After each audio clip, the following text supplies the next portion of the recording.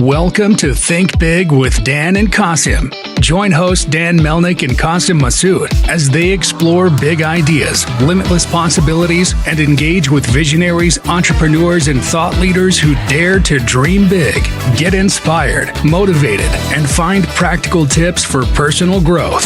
Think big, dream bigger, and ignite your potential. All right, welcome to Think Big with Dan and Qasim. We have Mateen filling in for Qasim today, and our guest today is Jeff. So Jeff, if you want to go ahead and introduce yourself, tell us where you live and what you do for a living. Well, my name is Jeff McKissack. I live in Dallas, Texas. And when people say, so what do you do for a living? My basic response is, I teach you how to spot trouble before trouble spots you. So how did you get started in doing this business? Back in 1987, I graduated from college, and like many college students, was twiddling my thumbs at home at my parents going, I have a degree now. What am I going to do? And there was a gentleman that came on TV that night, and this was an investigative reporter and producer for 2020, 60 Minutes, and NBC News. His name was Ken Wooden. This is a man that during the 70s and 80s interviewed Ted Bundy, Henry Lee Lucas, John Wayne Gacy, most of the names we know in crime history. But when he had a chance to interview them, he asked them a question no one else had thought to ask them before. Everyone else was trying to get inside their head. Why did you do it? Ken Wooden said, I really don't care why you did it. I want to know how you did it. How did you convince people to trust you? How did you lure your victims? You didn't use a gun or knife. You just had a good story. How did you gain people's trust to do the things you did? And after over 1,000 of these interviews over a 10-year period, he found that the lures they used fell into 10 basic categories. From that, he developed a program called the Child Lures Crime Prevention Program. So at 22, when you have no fear and pre-internet, I handwrote a letter, having just graduated from college, again, when you have no fear at that age, and said, hey, I caught you on TV. I think what you're doing is great. Is there a chance that maybe I could work with you? Put my phone number at the bottom, sent it off thinking, okay, I'll never hear from this guy. I mean, he had 6 national and international awards in White House, United Nations, Pulitzer Prize nomination. Yeah, but you roll the dice. 2 weeks later, he called my parents' home in Fort Worth and said, I want to meet you. So my dad put me on a plane up to Vermont. So he lured me, put me on a plane up to Vermont, went up there, we hit it off. And for the next about 8 to 10 years, I worked as an apprentice, not only helping put stories together for the media, but he said, I want you to know my program as well as I do. And to this day, he would tell you, I know his program better than he does because those first 3 years, I taught that Child Lures program to 250,000 K through 12 students in 3 years. Another 40, 50,000 adult professionals, various continuing education courses and in-service seminars. So by the time I was 25, I'd already been in front of 300,000 people. So when people say, how did you start your public speaking career? It was a baptism by fire. So jumped in with both feet and really haven't looked back. I've been in the same subject matter now for 35 plus years, even though back in 2000, I began to target more the adult market versus the kid market. And that's really where I found my niche with Ken Wooden's blessing. So what made you want to make that pivot going from, kids to adults? Age. I mean, I got to the point, I was sitting on carpets with kindergartners. I was in high school assemblies. I was doing all the stuff that a lot of speakers do when they're first out there working with the schools. But also I was spending 4 to 6 weeks at a time on the road.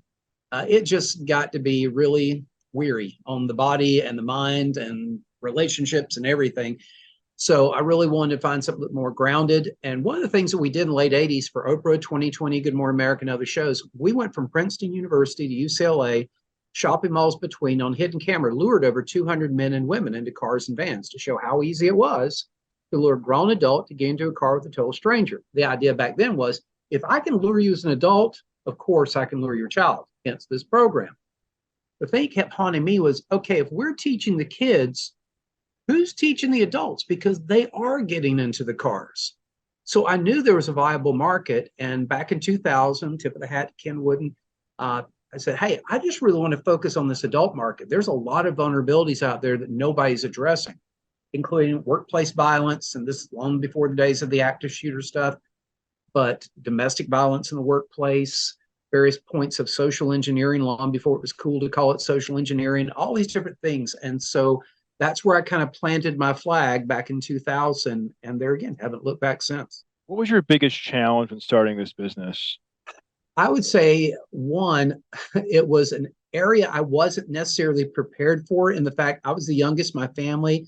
Even in the neighborhood I grew up in, everybody was my age or older. I wasn't used to being around kids. I was uncomfortable working with kids, which sounds so crazy when I worked with 250,000 of them in a 3-year period.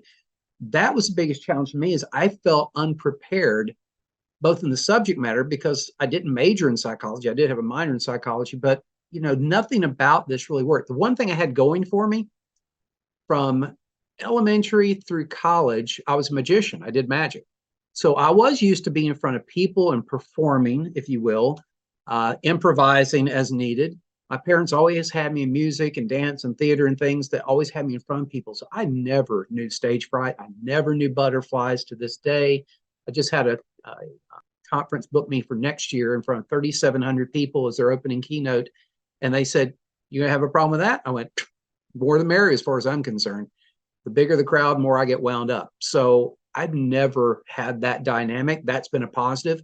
I would say the biggest negative was that, and also the marketing, the initial marketing. How did I get myself out there into the schools and into the marketplace? And then when it was just me, I no longer had Ken Wooden's coattails to ride on with the child leaders program, but when it was me developing my own company, my own business, there were definitely some challenges early on in the marketing because, again, this was pre-internet. So, what's the role of technology in your business right now? Heavily. I live and breathe a lot in the realm of technology. If anybody cares to follow me on LinkedIn, you'll see that. I'm very active on LinkedIn. Facebook, I tell people if it's not really my crowd for business, I won't say I've never gotten any leads off Facebook, but it predominantly is not for me. I'm not a B2C type business. I'm more B2B. I deal with professionals, C-suite executives, risk managers, HR managers. Those are not people you're going to typically market to on Facebook. So for me, it's definitely been LinkedIn where I found my biggest strength in working through groups on LinkedIn and marketing that way, developing the leads, developing those connections, developing the networking. Of course, with the advent of the internet, being able to do Zoom one-on-one. So I may connect with somebody in New Jersey or California, and I may not be able to sit down and have coffee with them face-to-face, but like we're doing right now, the internet has opened this up wide with Zoom and other platforms, meetings, and all these other different conversational platforms where when I do connect with somebody now on LinkedIn, even if it's at a distance, I'm actually doing a one-on-one tomorrow, next week with someone in, I think it's either Austria or Switzerland or somewhere next week that's a developer of a new software that has to do with security that reached out to me on LinkedIn. So we're going to do a one-on-one next week, but obviously it's going to be virtual. So I rely heavily upon technology now for my networking, for my marketing, for promotions, and for just that general connecting with new prospects. Are you using AI currently in your any system?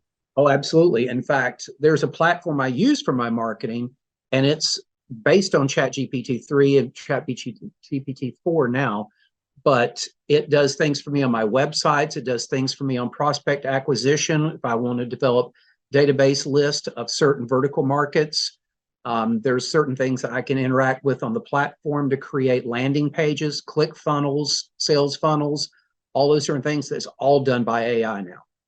Awesome. So would you say in terms of like what does scalability look like for you? Because you're just one person, right? You're one person going out, meeting all these people. So how do you look at scalability for your business?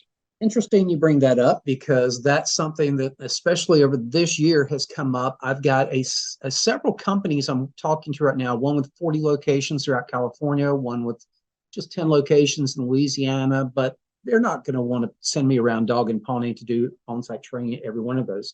So now I'm looking at creating video content that would be personally customized, branded for those entities where I would be available to be on site with them, whether they use this in like 10-minute modules and periodically during the year in their staff meetings, or if some incident comes up and everybody needs that tap on the shoulder and remind, hey, remember when we talked about this? So that kind of content is right now how I'm multiplying myself. I am looking at a program in the future whereby it would be an intellectual property license to train other people to do some of what I do. Rather than a franchise, it'd be more of an IP type situation. So that's in the future, but right now the easiest way to do it is through video. So how do you differentiate yourself from your competition? If you could show me who my competition is, I could explain that. But honestly, I don't mean that in a braggadocious way, but even people who book me to speak would tell you, we've never heard anybody that does what you do. There are people out there that do active shooter. I don't. There are people out there that deal in more OSHA type safety, slip fall, things like that. I don't. I deal in some areas, primarily three: physical risk, data risk, reputational risk, that most people don't. In fact, the conference that booked me to speak is for legal technology executives in the US, UK, Canada, and Australia. I'll be keynoting next year. And they've already had me speak at one conference, about 250, and they said, yeah, now we want to have you speak about 3,700. But they had heard me at a prior conference where most people, and this is legal technology, these are CIOs, CTOs, CISOs, all your technologists out there. And while they were talking about cybersecurity, I deal with data security, and most people confuse those. Whereas cybersecurity is a subset of data security. I can hack your information without ever hacking a computer by compromising one of your people. Social engineering, whether it's impersonation, bribery, blackmail, I can compromise somebody on the inside to give me the information I want from the inside out. And they had said, we know that's out there, but we don't have anybody that's talking about that. And I've been booked at several quote unquote cyber technology conferences to speak because I'm speaking about something most people are not, that pertains to data compromise, but just not in that classical cyber sense. Awesome. And that's just one area. Same thing with physical. I deal with things other than active shooter that can take people off guard, put people in the emergency room, in companies, in the courtroom, in the newsroom, but doing it in a way that nobody is really addressing. So again, I didn't mean that in a braggadocious way. No, that's good. That's really good. So, obviously you've spoken in front of lots of different people. What has been the coolest moment in your career so far? Oh man. Gosh. I have to go back to my original days, and I worked with child lawyers. And there was a principal, and she was a battle axe. I hate to put it that way, but she was tough as nails. And I tried and tried and tried to get to her elementary school. And finally I did. And she wrote me to this day one of the most incredible letters of reference and recommendation I've ever received. I think that was I worked for that so hard. I think that's probably one of the most meaningful to me. But I've gotten letters from the National Restaurant Association, from U.S. Department of Agriculture, a lot of Charter Property Casualty Underwriters Association, a lot of national, international groups I've worked with and spoken to, large national restaurant chains that you would know the names of. And I've gotten kudos and accolades from those. But I mean, I've definitely dealt with some cool people. I think one of the most fun I ever did was in the early days when I was with Ken, and we were called in by a certain CEO of a large government contractor who wanted to bring us in to do training for their employees with kids as a value add to those employees. This is a large company. And when we sat down with him initially, when Ken found out that he wanted us just to train the employees with children, he said, well, when we were doing all these lures on TV, we were luring the adults, not the kids. Then he kicks back in his chair and says, I think my people know better than take candy from strangers. Ken leans forward in the chair and says, you want to bet? Why don't you loan Jeff and I one of your surveillance vans, and let's see how many of your employees we can lure in 1 hour. So the next day we set up outside one of their locations and one of their private credit union sites, and we lured 6 people in our car in 1 hour. And one of them was the courier for the credit union that when he got into our car had $250,000 in cash in the bag with him when he got into the car. We didn't know it until after the fact, but we had all on audio and video. And when the CEO saw his own people, including a courier for the company with $250,000 in cash getting into the car due to a good story, that was definitely fun. I've got a lot of those kind of stories, though, that we did over the years. We actually lured people, and it was amazing, amazing. to see how extremely well-educated people and people you wouldn't think would fall for something like that did just that. So Jeff, what does a day in your life look like? Walk me through how you spend a day, like a typical day. It's really project by project. For instance, I'm working on a project right now for a 3-hour in-service next month in Fort Worth, and I've got about 6 corporate sponsors who are bringing their clients together for this. But at the same time, we have a large educational institution that's hosting it, and they're doing an outreach. But I'm not that speaker that just rests on his laurels thinking everyone else is going to do my work. So in addition to those companies inviting their clients and the host inviting their people, I've been on email all day yesterday, most of today, on the phone, on the email, contacting various people within the nonprofit sector, whether it's private schools, churches, or classical nonprofits, and personally getting on the phone and emails and inviting various guests to attend that event. And my sponsors always love that, and they know that I'm not the guy that just expects an audience to show up. I don't have a field of dreams mentality that if we book it, they will come. I actually pull my weight. I make sure that I do what I can to make my sponsors look good at these events. So I will always be involved in the logistics of any events that I'm involved with to do what I can to maximize everyone's ROI in the project. So what is the one biggest piece of advice you knew before you got started in this journey? So what was the what? What was the one biggest piece of advice that you wish you knew before you got started in your career? Oh, before I got started in the career, I wish I knew. One was I had to learn along the way, and Ken Wood taught me this. And again, it pertains to my industry, but people don't buy necessarily things just because they're good. There's usually a point of pain. And now I've learned, and over the years, I've heard people redefine that there's only 2 things people ever buy.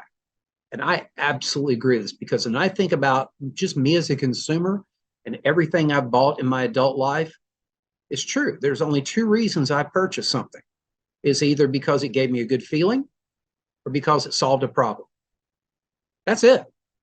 When people are motivated to buy, they're motivated to buy because either it makes them feel good about themselves or a situation, their family, what have you, or it solves a problem for them, their business, their company, their family, what have you. That's it. And so when Ken educated me early on that, hey, we have a great program, but that's not what's going to sell it. It's the fact that it's helping save companies and entities liability. It's helping reduce insurance claims, this, that, and the other. That was great. But later on, that evolved to that paradigm that I learned about the only 2 things that people ever buy. And I would say, I don't care who is listening to the show today. If you are at all involved in sales and marketing, those are words worth heeding. There are only 2 things people ever buy: good feeling or solution to problem. The question is not which one are you selling, which one is your buyer seeking to purchase? That's what you have to understand, not what your motivation is in selling. What is their motivation in potentially buying? Yeah, that makes sense. So speaking of solving problems, so we always think about technology. So going back to that earlier point, in terms of the technology that you're using today, what is one thing you wish that could be improved in terms of just technology in general, AI or anything that you use today? Well, of course, AI is ever evolving day by day. That is evolving. So it's one of those things where I don't know enough to know what I don't know. Just because it's a new landscape, it seems like every day related to technology. I'm pretty happy with the things that I've been seeing out there, and certainly the tools that I've been using. It's so great now for entrepreneurs. They're just starting their own business. Those that would potentially follow me on social media, I do a lot by video. I think video reigns supreme. Facts tell, but stories sell.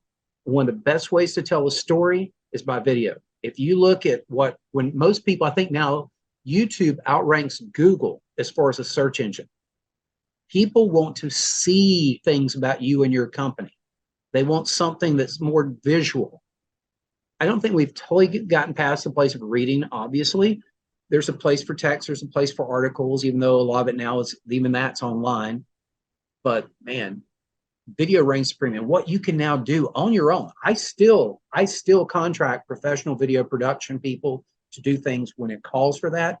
But a lot of my day-to-day videos that I put together, it's not even my face on it, is platforms and websites that allow me to go on, create some really, really cool content that just keeps that social media buzz going and do it consistently. That's another key.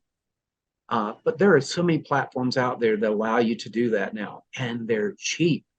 I mean, it's never been so good to be an entrepreneur as it is in today's technological field. For sure. So if we're going to have this conversation again in 1 year from now, where do you expect things to be for your business?